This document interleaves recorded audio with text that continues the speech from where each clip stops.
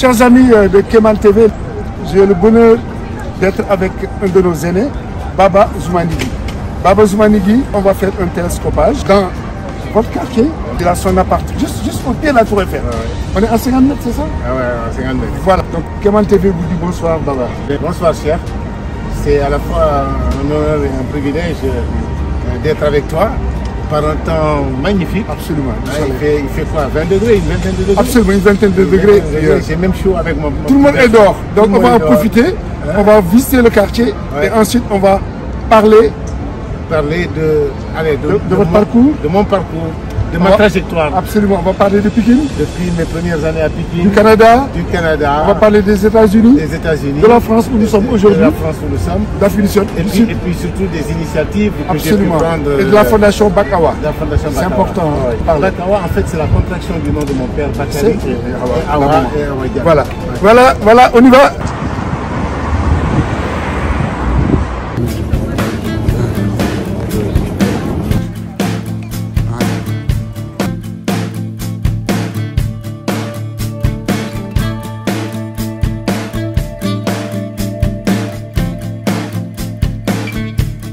Dans le télescopage, on a le bonheur et l'insigne honneur de recevoir donc, un aîné, M. Zoumanigui Baba. Baba, on est à Paris. On est à Paris, il fait un temps magnifique, un temps printanier du reste. Il y a le champ de Mars à côté. Absolument.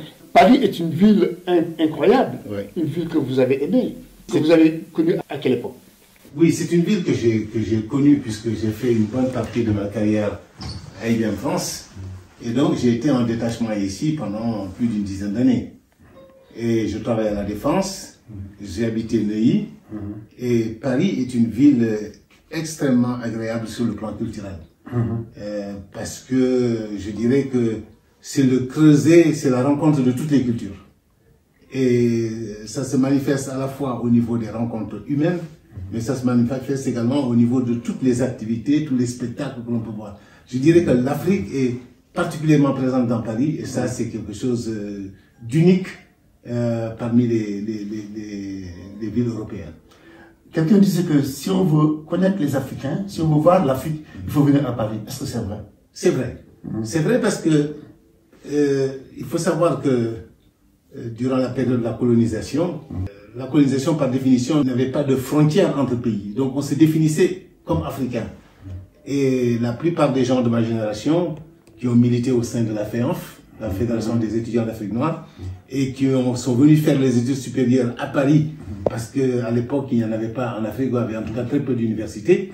Ici, ça a été le creuset à la fois des rencontres de la plupart des chefs d'État ou des leaders que nous avons en Afrique ont fait un passage à Paris.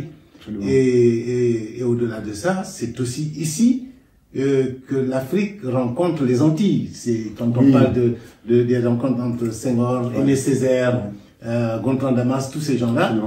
Dakar a été Alioune Diop qui a été le fondateur de la Présence africaine. Mais toute la littérature, toute la mémoire de l'Afrique se trouve à Paris. Il n'y a pas d'autre endroit au monde où on peut trouver une telle concentration à la fois d'hommes, d'intellect, d'écrits et de pensée. Absolument, donc ça fait penser un peu à la revue L'étudiant noir à l'époque. C'est exact. Avec tous les afro-descendants. Et donc, mais avant Paris, c'était à Dakar, ensuite Pékin. Racontez-nous un peu. Je pense que mon itinéraire est particulièrement dépendant de l'expérience de mon père. Et j'ai fréquenté le lycée Maurice Delafosse. Et pour les gens, d'abord, je suis un enfant de l'indépendance. C'est-à-dire que à l'indépendance en 1960, je faisais ma classe de CM2. Et c'était une époque où l'État investissait plus de 50% de son budget dans le domaine de l'éducation. Et des enfants comme moi qui sont issus de parents qui n'ont pas fait l'école, qui n'ont pas beaucoup de moyens, n'auraient jamais eu la chance de faire le parcours que nous avons fait sans cette politique avant-gardiste d'investissement dans l'individu, d'investissement dans l'éducation. Donc, j'ai fréquenté, bien sûr, de l'école primaire, mais j'ai fréquenté surtout le lycée de la Fosse. Lycée technique de la Fosse. Le lycée technique Maurice de la Fosse. Et là aussi, il y a toute une histoire autour de ma fréquentation du lycée technique de la Fosse. Souvent, on nous disait que les meilleurs élèves allaient plutôt dans les lycées Vanvo, les lycées Vézia, des lycées d'enseignement classique. Et mon père, qui avait beaucoup voyagé et qui est un homme je dirais, de l'outre-mer, qui a navigué, qui connaît les pays, il m'avait dit la chose suivante. Il m'a dit, écoute, fils, la vie est incertaine.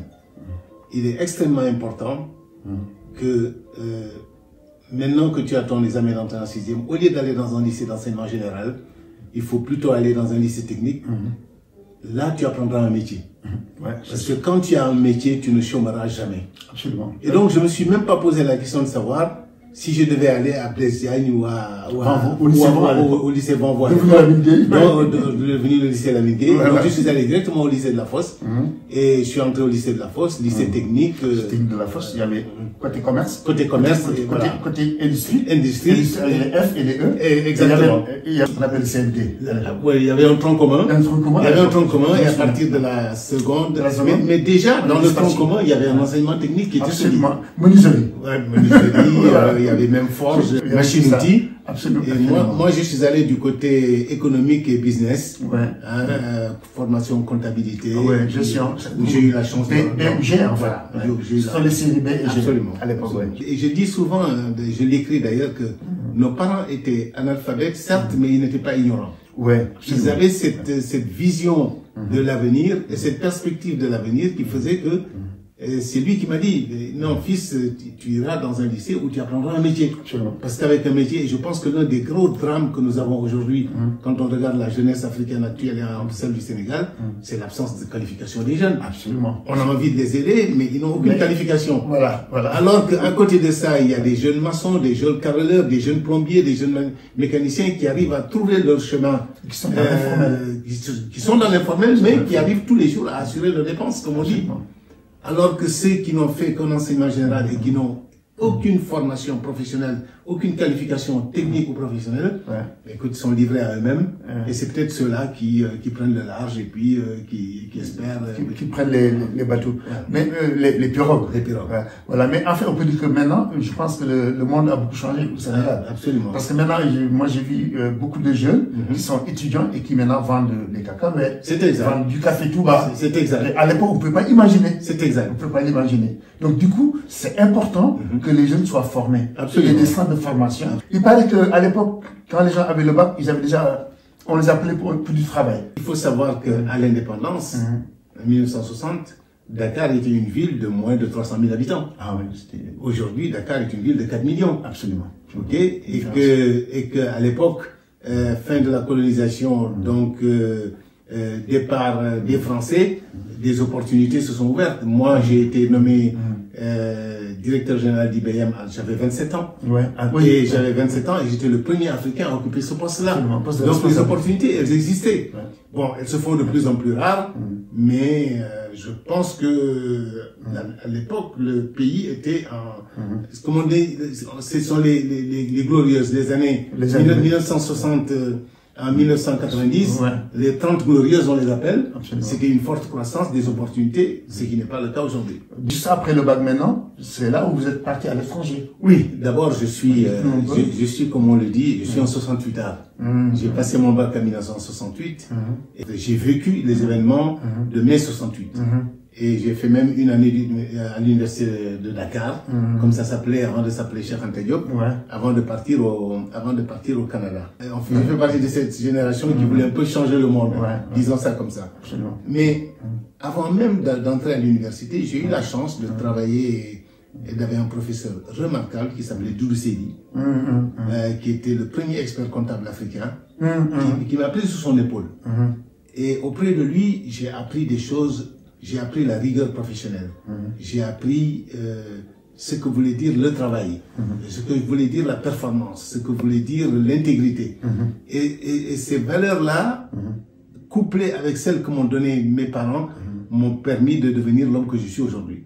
Et le souvenir que je garde, de cette époque, avant même d'entrer à l'université, j'avais quoi? J'avais à peine 17 ans. J'avais 17 ans, 16-17 ans. Et un jour, il m'appelle, il me dit... il y a un client qui s'appelle le Chevalier de Boufflers. C'est l'hôtel-restaurant. Et je voudrais que, Baba, que tu ailles à Gorée pour reconstituer son journal des recettes et des dépenses, des achats et des ventes. Ouais. Donc, je me souviens, c'était la première fois de ma vie. Donc, je prenais la chaloupe pour aller à Gorée. J'ai été accueilli comme un petit prince. C'est la première fois de ma vie que je dormais dans une chambre d'hôtel. Et le matin, quand je me réveillais, petit déjeuner, etc. Et là, on me donnait un carton plein de factures, de machins que je devais devoir classer par ordre chronologique de date, relever les montants, et puis les mettre sur un registre, sur un cahier, et puis faire la même chose pour les recettes. Et je pense que cette époque m'a marqué. Elle m'a marqué parce que avoir 16-17 ans, arriver à Gorée, et puis avoir la discipline de tous les matins me lever à 8 heures, j'ai passé 3 jours, pour ranger des papiers, les noter dans un petit... Ce sont des choses qu'on ne vous apprend pas à l'école. C'est un premier job. C'est déjà un premier job. C'est une façon de me mettre en responsabilité. Absolument. Et je peux vous assurer que durant cette période, je n'ai pas visité Gorée. J'ai fait mon travail. Au bout des 3 jours, j'ai repris la chaloupe et puis je suis reparti. Et puis je lui ai présenté le cahier qui m'a, le journal des recettes et des dépenses. Et je pense que cette école-là, cette école de la formation, c'était une forme d'alternance, on peut dire ça comme ça. C'était pendant la période des vacances. Et je travaillais avec lui et ça m'a fait énormément de bien. Et ça m'a ouvert au monde du professionnalisme, de la rigueur et de l'intégrité. Après les événements de 68, les années perdues à l'université de Dakar, donc j'ai reçu une bourse et je suis allé au Canada. Voilà. Alors, c'était comment le voyage? Et puis l'annonce aux parents? D'abord, le Canada a cette particularité d'être un peu une bonne synthèse entre l'Europe et l'Amérique du Nord. Parce que d'abord on y parle français, mais toute la documentation et les références sont en anglais. J'étais dans la province de Québec, donc la culture est une culture que je connaissais, que je comprenais. Et alors qu'à l'époque où tous mes copains, tous les amis allaient faire leurs études plutôt en France, moi je suis un peu un original, je suis l'un des premiers à aller au Canada. C'est rare. Et j'avoue que le choc est brutal. D'abord, s'éloigner à cet âge-là, j'avais 18 ans, s'éloigner de sa famille pour une période où il n'y a pas de téléphone, il n'y a pas de mobile. Je suis resté 2 ans sans parler à mes parents, tout simplement parce qu'il n'y a pas d'autre moyen de communication que la lettre. Il y a également le choc du climat, de la rigueur du climat. Et puis, il y a tout simplement le froid canadien. Et il y a tout simplement l'absence de repères. Parce qu'on arrive, on a des méthodes d'enseignement qui n'ont rien à voir avec les méthodes. En anglais surtout, aussi. C'était mix, hein? C'était mix. Les cours étaient donnés en français, mais tous les bouquins de référence étaient en anglais. Ah oui, d'accord. Donc ça nous obligeait à cultiver les 2 langues. Ça m'a permis de me rapprocher de la culture anglo-saxonne, sans m'éloigner de la culture européenne, latine. Ça m'a permis d'apprendre des concepts, d'avoir une méthode, une approche de l'éducation différente de celle à laquelle j'étais habitué. Et puis ça m'a ouvert au restant de l'Afrique, parce que quand je suis arrivé, j'avais également des amis qui venaient du Faso, du Congo, comme on disait à l'époque, et des amis avec lesquels je suis resté très lié jusqu'à ce jour. Des amis aussi anglophones d'Afrique aussi. Des anglophones. Un peu de l'accueil, les populations, la curiosité que suscitait, le fait de voir des jeunes étudiants noirs débarqués. J'étais pas à Montréal, j'étais à Trois-Rivières. Qui est une petite ville de la Mauricie, à une centaine de kilomètres de Montréal. Et je pense que nous devions être les premiers étudiants noirs de cette ville. Et à l'université du Québec à Trois-Rivières qui venait d'ouvrir ses portes. Et moi j'ai eu la chance, et ils ont eu l'intelligence, au lieu de nous laisser livrer à nous-mêmes dans le campus, d'ailleurs il n'y avait même pas de campus, on nous a placés dans des familles. Et j'ai eu la chance de rencontrer une famille remarquable, dont je parle dans le bouquin. Madame Allé, c'était une seconde maman pour moi. Ça a été une maman pour moi. C'est-à-dire que c'est une maman par procuration. Et ça nous amène à faire preuve énormément d'humilité, à savoir que des gens bien, on en trouve partout. Absolument. Quelle que soit la couleur. Elle était blanche canadienne. Moi, je suis musulman, elle est chrétienne. Elle avait une grande famille. Moi aussi, je suis issu d'une grande famille, mais j'étais tout seul. Mais à aucun moment je n'ai senti un sentiment d'ostracisme, de rejet, de mépris. Et nous avons gardé des liens extrêmement profonds, extrêmement serrés pendant des années.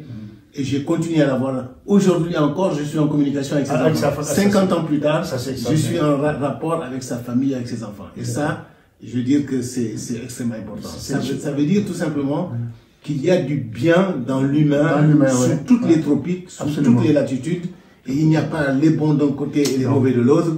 On trouve du bien partout. On trouve des gens remarquables. Et eux ils ont été pour moi, je dirais, la maman où ils m'ont offert le cadre familial qui m'ont permis de m'épanouir et de ne pas prendre les mauvais chemins. La grande appréhension de tous les parents qui envoient leurs enfants à l'étranger, c'est de se dire excès de liberté, ils sont livrés à eux-mêmes, les mauvaises rencontres, etc. Moi, je pense que j'ai eu cette protection-là. Absolument, c'est une chance. C'est une chance. C'est une chance énorme. Et donc, du Canada, après les études quand j'ai fini mes études, je suis rentré au Sénégal. Je suis rentré au Sénégal avec l'idée de me dire, je vais travailler. Alors, paradoxalement, à l'époque, quand je suis arrivé, il y avait encore cette notion d'équivalence. On nous disait les diplômes non français n'étaient pas admis comme étant. Et naturellement, je me suis retrouvé dans une société américaine, plus précisément à IBM.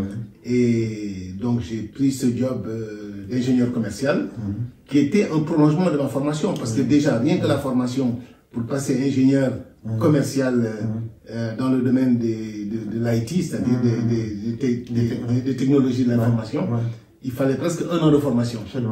Donc ça m'a ramené à Paris pour faire la formation. C'était une école, c'était le prolongement d'une école, et c'est ce qui m'a permis par la suite de prendre des responsabilités au niveau de responsable commercial à la fois du ministère des Finances et des grandes banques de Dakar. Au niveau de Dakar, d'accord. Et avec ça, l'appétit venant en mangeant, vous allez continuer à...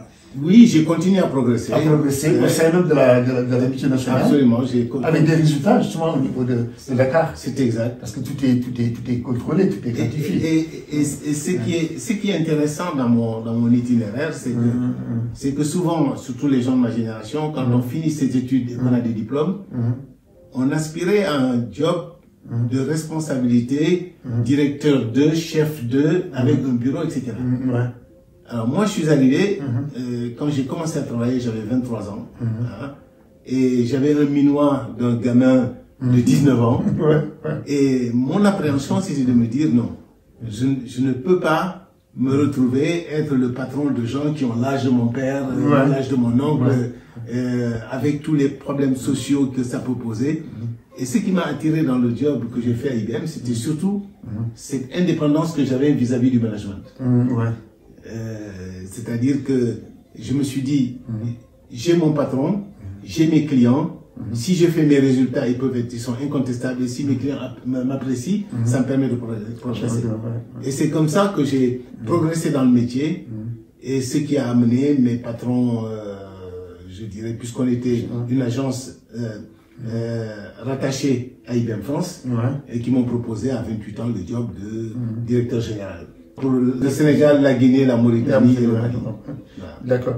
Et du coup, ils vous ont affecté après à Paris, c'était comment? Ça s'est passé comment? Non, je suis venu à Paris pour la formation, je suis venu à Paris pour une forme de, je dirais, d'accompagnement ou de préparation, pour me permettre à la fois de connaître le réseau des decision makers, comme on dit, des gens qui prennent les décisions, avant de repartir à Dakar. Remplacer l'expatrié qui était sur place. Dans la philosophie de la compagnie, à partir du moment où vous remplacez quelqu'un dans un poste, la personne qui occupait le poste doit partir quasiment dans les semaines qui viennent. Voilà. Mais il n'y avait pas... Il n'y a pas une longue transition. Il n'y a pas, je suis l'adjoint 2 et puis on reste un ensemble. Ça passe très vite, Voilà. Donc, on est jeté à l'eau assez rapidement. D'accord. D'autant plus qu'on sait que forcément, vous allez faire l'affaire. Oui. De par le cursus et de par l'expérience.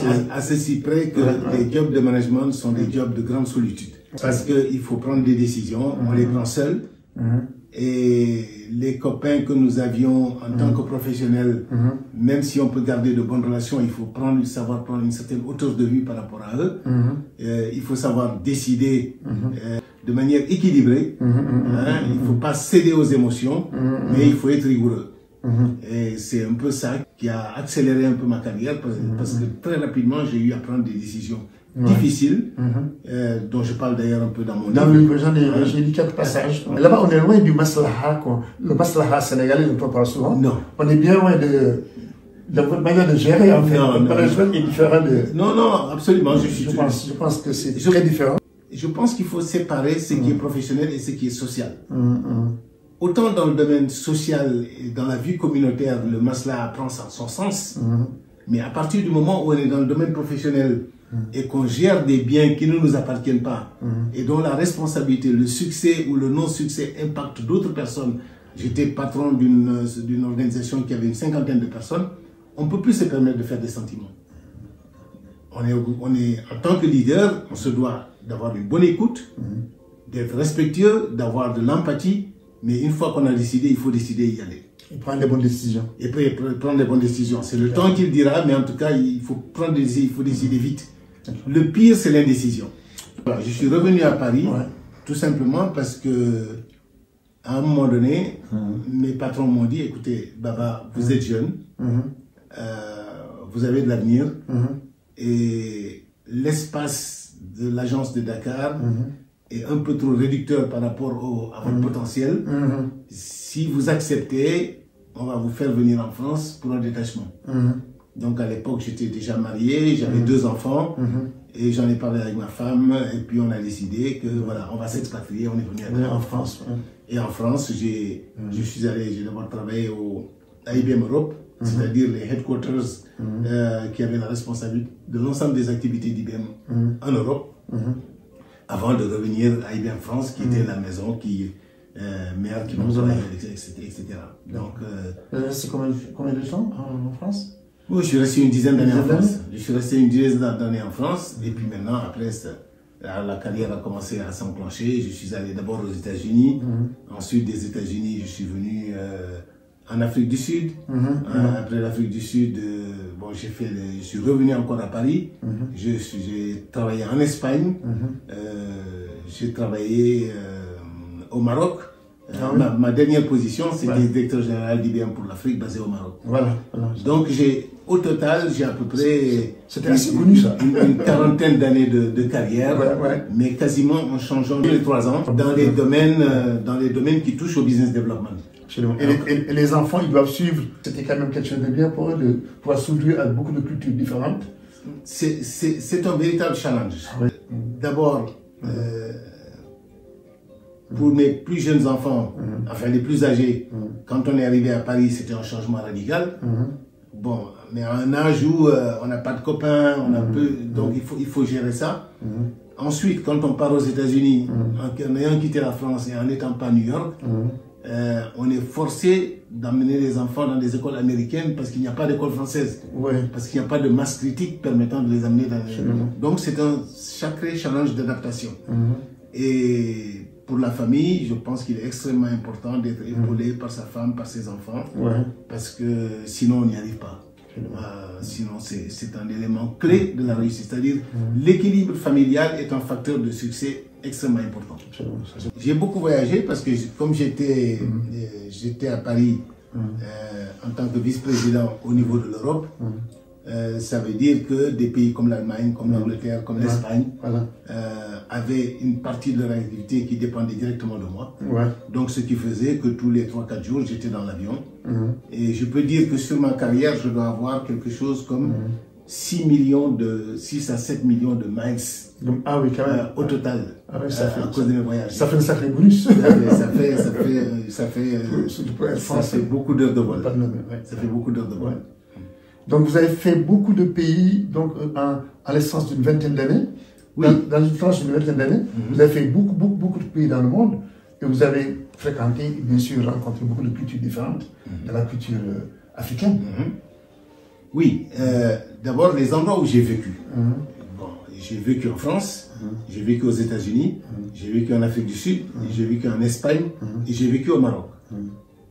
Alors, quand on regarde, ça fait quand même... et j'ai fait énormément de voyages sur l'Asie. Oui. Ok. L'intérêt de ces déplacements, au-delà de l'aspect professionnel, c'est l'aspect humain. D'abord, voyager vous donne beaucoup d'humilité, puisque ça vous permet de mesurer la distance qui vous sépare des gens d'une autre contrée. Mais il y a un élément qui demeure, c'est que les valeurs fondamentales sont les mêmes. La valeur travail reste la même, la valeur courage reste la même, la valeur honnêteté et intégrité reste la même. Ok. Et ça, ce sont des piliers de la performance et du leadership que l'on retrouve à peu près partout. Alors, où sont les différences? Les différences viennent surtout je dirais, de la vie sociale et communautaire. Tout le monde sait que l'Amérique est un pays qui pousse beaucoup sur l'individualisme et que l'Europe et en particulier l'Afrique, on est plutôt versé sur, je dirais que la vie communautaire prend le dessus sur l'individualisme. Alors ce sont des paramètres qu'il faut intégrer, parce que c'est ceux-là qui nous permettent de mener les hommes, de les motiver. Le management. On ne peut pas motiver un Africain de la même manière qu'on motive un Américain. L'Américain est plutôt sur l'aspect financier et pécunier. L'Africain ou l'Asiatique est sur d'autres valeurs, les valeurs de respect, les valeurs, je dirais, de reconnaissance. Et je dis d'ailleurs dans mon livre, je dis d'ailleurs dans la solidarité aussi. Des valeurs de solidarité. Absolument. Donc ça, ce sont des éléments fondamentaux. Et je pense que ce n'est qu'en voyageant qu'on arrive à les découvrir. C'est des choses que vous ne pouvez ni apprendre dans les livres, ni apprendre tout simplement par l'écoute. Il faut les avoir vécus. Donc ce sont les enseignements que vous pouvez tirer de tout ce long séjour à l'étranger. Absolument. Je pense que ce qui m'a le plus marqué dans ces séjours-là, c'est la dimension humaine. C'est les rapports avec les gens, c'est ce qu'on peut apprendre d'eux, c'est comment on travaille en équipe, comment est-ce qu'on peut les motiver, comment est-ce qu'on peut les récompenser, que signifie la sanction dans un pays. L'humiliation, c'est le pire qui puisse, je veux dire, on est dans des cultures dans lesquelles le respect de la personne humaine est fondamental. L'humiliation, ça fait penser un peu à l'anecdote que vous racontez sur les Chinois, par exemple. Oui.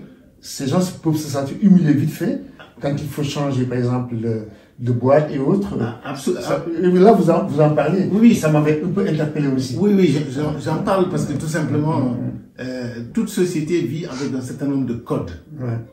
Et que on ne peut pas faire le bien des gens contre leur gré.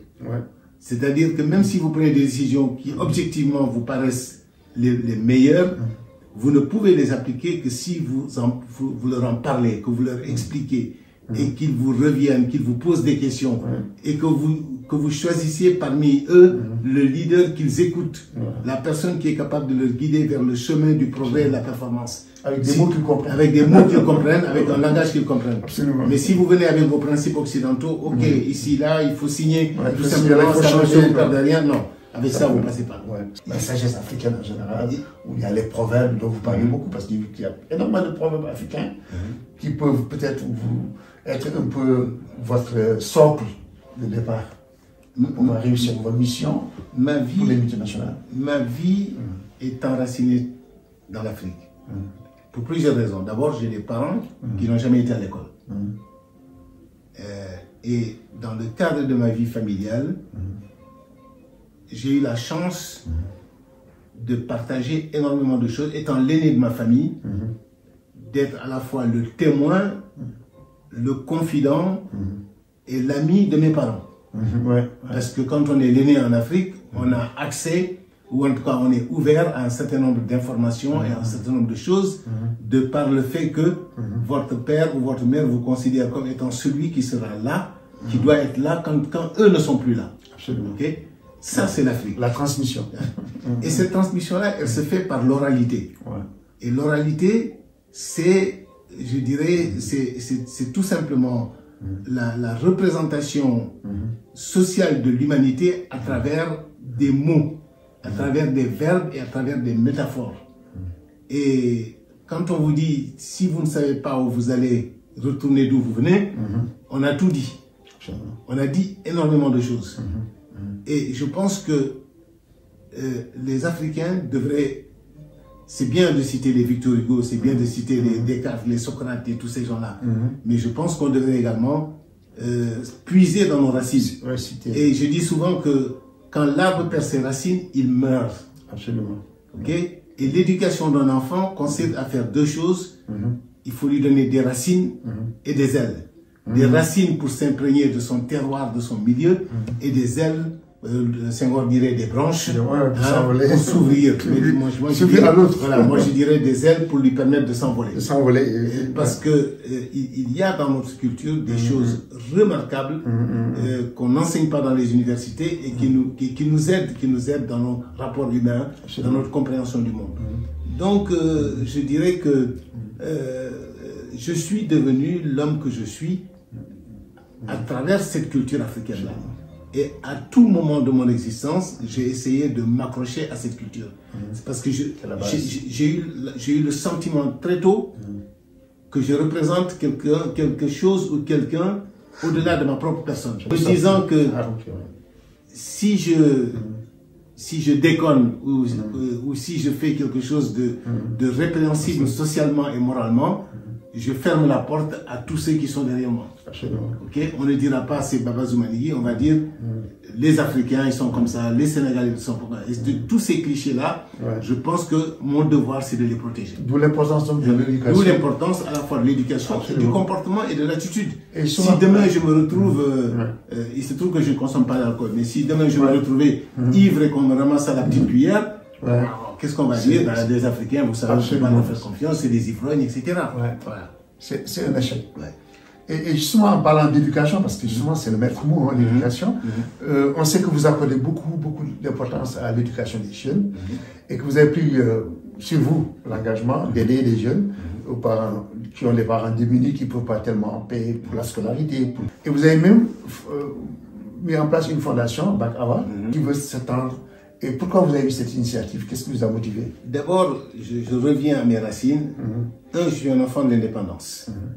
Deux, mes parents n'ont jamais été à l'école.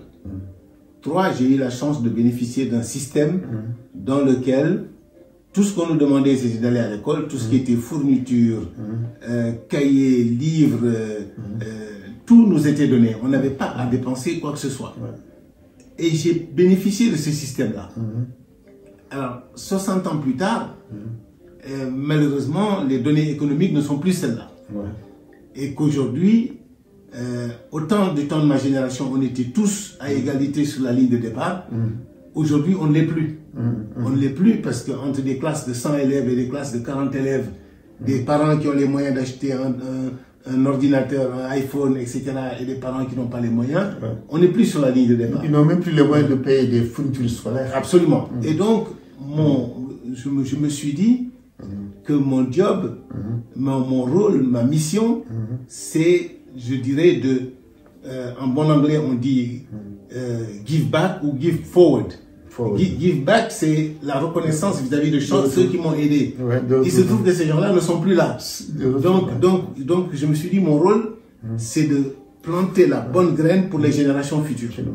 Et je pense qu'il y a une chose qui m'a beaucoup aidé dans cette prise de conscience, c'est qu'avant le Covid, je n'étais jamais resté 3 mois sans prendre l'avion et me retrouver dans un autre pays. Le Covid, qui est arrivé juste après ma retraite, appelons ça comme ça. En 2021? Oui. Et donc, le confinement? Oui. J'ai vu tous ces enfants qui ne peuvent pas aller à l'école et qui n'ont même pas les structures de base pour pouvoir étudier correctement. Et je me suis dit, il faut que je fasse quelque chose. Et donc, j'ai ouvert le 2e étage de notre maison familiale en le transformant en centre d'études avec l'infrastructure de base, c'est-à-dire les cahiers, les tables, etc. Et j'ai la chance de bénéficier de l'aide d'un de mes frères qui est professeur et qui connaît bien le monde de l'éducation. Et puis, quelques bonnes volontés. Et on s'est dit, on va prendre quelques garçons, les garçons et les filles, et on va les aider à réussir.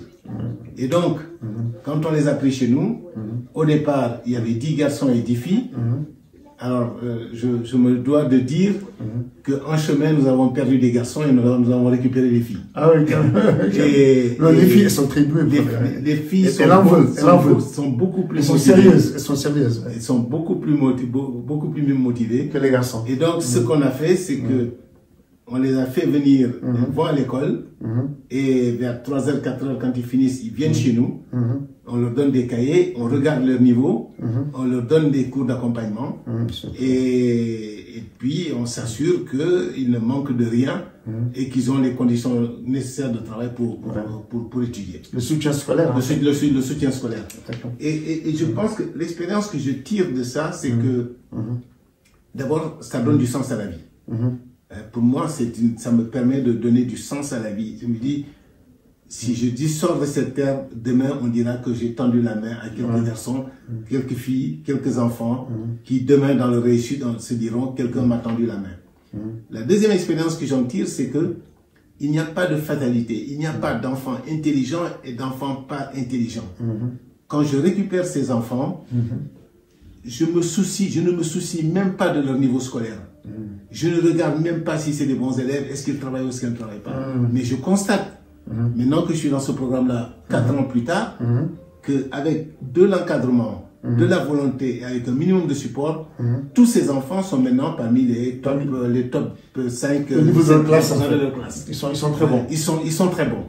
D'accord. Et je ne les ai pas sélectionnés sur la base d'un carnet scolaire. Je les ai sélectionnés sur la base des moyens ou de l'absence des moyens de leurs parents. D'accord. Dans le voisinage d'abord. Dans le voisinage. Immédiat. La règle, ce sont les jeunes félins, justement? Oui, c'est les jeunes félins. D'accord. Donc la règle, c'était sur un rayon de 3-4 km, il faut que les enfants viennent étudier à pied, parce que je ne voulais pas gérer les problèmes de transport pour les mettre dans une voiture, etc. Il faut qu'ils puissent venir à pied, et puis qu'il y ait l'assentiment des parents, et qu'ils aient de la volonté de réussir. D'ailleurs, on a la fondation on a cette fondation et on leur a fait apprendre un peu les 10 commandements de la fondation, qui leur permet un peu de se positionner et de comprendre la finalité. C'est bien. Le mot d'ordre, c'est travail, discipline et courage. C'est ce qu'on leur demande. De travailler, d'avoir de la discipline et d'avoir du courage. D'accord. Moi, je les prends à l'âge de 6-7 ans. Initialement, j'avais prévu de m'arrêter en classe de CM2.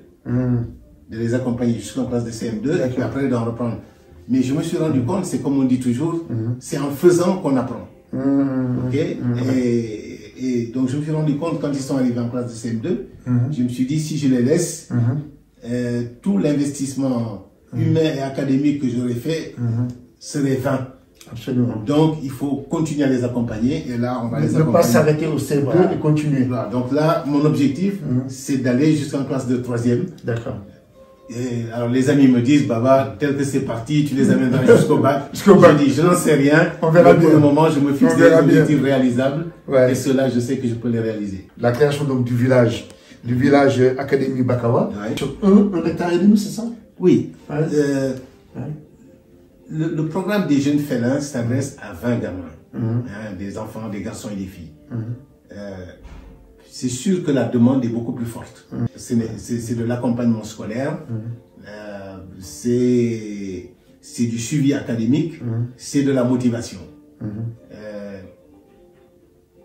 Mais ce qui manque, dans cette approche-là, c'est à la fois la dimension culturelle et je dirais que la partie ludique n'est pas suffisamment importante. Donc je me suis dit, j'ai la chance d'avoir un terrain que j'avais destiné à mon père qui est décédé il y a plus d'une quarantaine d'années, et je vais organiser ce terrain-là sous la forme d'un village avec 3 objectifs, un objectif académique, un objectif ludique et un objectif culturel. D'accord. Alors, pourquoi ces 3-là?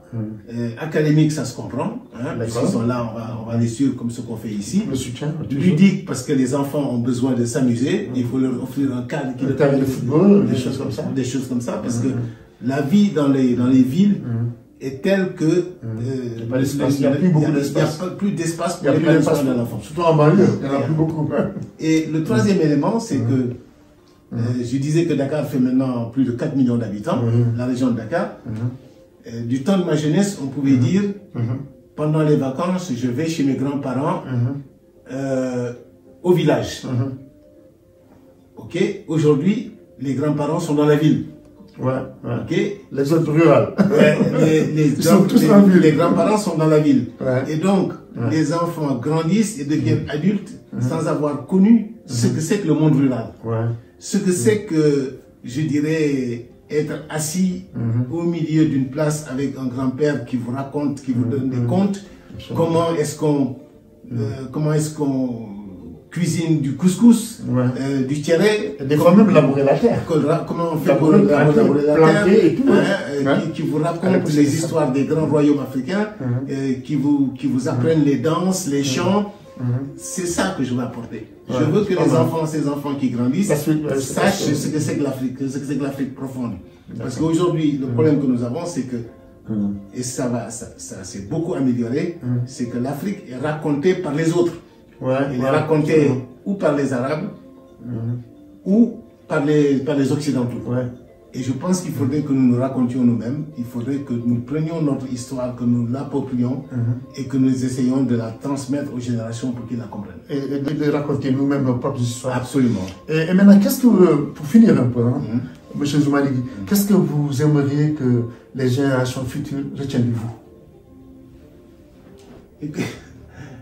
En parlant de Baba, ils vont dire Baba Zoumanigui. On sera tous partis dans quelques années. Après, ils vont voir votre photo quelque part, Baba Zoumanigui.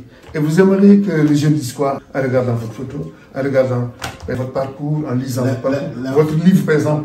Vous aimeriez qu'ils disent quoi? Là, vous me posez une question particulièrement difficile, mais je vais contourner la question en expliquant quel est mon objectif. Mon objectif, c'est de contribuer au développement humain des jeunes Africains. Mon souhait, c'est qu'ils soient enracinés dans la culture africaine. Mon souhait, c'est qu'ils aient cette fierté d'être africains. C'est Aimé Césaire qui disait que, en définissant la négritude, c'est l'acceptation d'être noir, d'accepter notre culture, d'accepter nos valeurs, notre histoire. Et de l'assumer. Il faut l'assumer. Le pire que j'observe aujourd'hui, c'est que les différentes influences que nous avons, que ce soit de l'Occident, de l'Orient ou d'ailleurs, c'est qu'on veut faire de nous ou des Blancs ou des Arabes ou autre chose. Et je souhaite que les Africains restent Africains, de la même manière que les Japonais restent Japonais, les Chinois restent Chinois, ce qui ne nous empêche pas d'être ouverts à la modernité. Absolument. Et je pense que le pire qui puisse nous arriver, c'est de perdre nos racines, de perdre nos valeurs. Et que quand on arrive dans des univers aujourd'hui urbains, où en tant qu'Africain, vous ne connaissez pas votre voisin, ce n'est plus l'Afrique. Non. C'est l'Occident. Absolument. Ok? C'est notre mentalité. Quand on regarde le rôle des femmes dans les sociétés africaines et le rôle qu'on veut nous imposer, ou en tout cas qu'on veut nous dicter au travers à la fois de la culture, de la religion ou d'autres cultures, ce n'est pas ça l'Afrique. L'Afrique, c'est autre chose. Et j'aimerais qu'on se souvienne que je suis un contributeur à l'épanouissement de ce, je dirais, au développement de la culture africaine. C'est ça qui est mon leitmotiv, c'est ça qui me motive. Je voudrais que ces enfants soient fiers, parce que là où il n'y a pas de fierté, il n'y a pas de réussite. Absolument. Et que la fierté, ça se lie. La confiance, c'est la confiance et en soi qui est le moteur du développement. Et je veux inculquer à quelques enfants, à ceux qui ont eu l'occasion de m'approcher, ces valeurs-là. Et donc, la raison pour laquelle j'écris, et j'ai écrit ce livre, Congoloba, dont on n'a pas beaucoup parlé, mais qui est en toile de fond de toute notre discussion, c'est justement pour expliquer que si moi, fils de parents analphabètes, mais pas ignorants, j'ai pu réussir le chemin en ayant un équilibre entre mes valeurs africaines et la culture occidentale et la performance, d'autres peuvent y arriver. et qu'on n'est pas obligé de s'acculturer et de se renier pour réussir. Donc on va retenir donc cette dernière phrase-là. La confiance en soi, c'est le moteur du développement. Merci. Baba Zoumanigui, merci beaucoup. Merci beaucoup. Merci.